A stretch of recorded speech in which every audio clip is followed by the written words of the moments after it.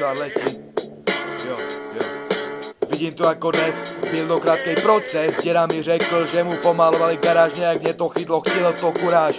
Vzal jsem svůj první bílej auto a svůj první ken a pomaloval s ním několik stěn. A tak to chodilo, pořád bylo to jako sen. A já jsem byl 7letý děcko, děkoval jsem tohle, čekoval jsem všecko. Ale potom se stalo něco, co mě dorazilo. Bylo to hodně, ale zakončila to moje 16letá tečka. Když mě nadali do blbečka, policajti za mnou utíkali a byla to zabijácká značka. Myslím tím, že mi dali podmínku a tečka, ale nejsem herečka. Hned jsem si řekl pravdu o tom, že budu dál malovat a byl jsem dál v tom. Dál jsem jebal pro roky, dál jsem si kladl na roky a pořád malu dál, malu jak feudál, recho, prefer, pořád jsem byl v tom tak neser, pořád jsem maloval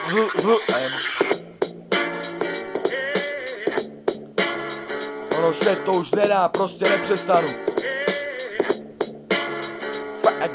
Graffiti.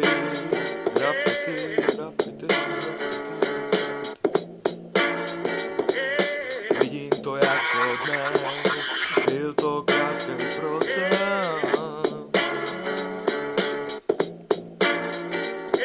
Yeah.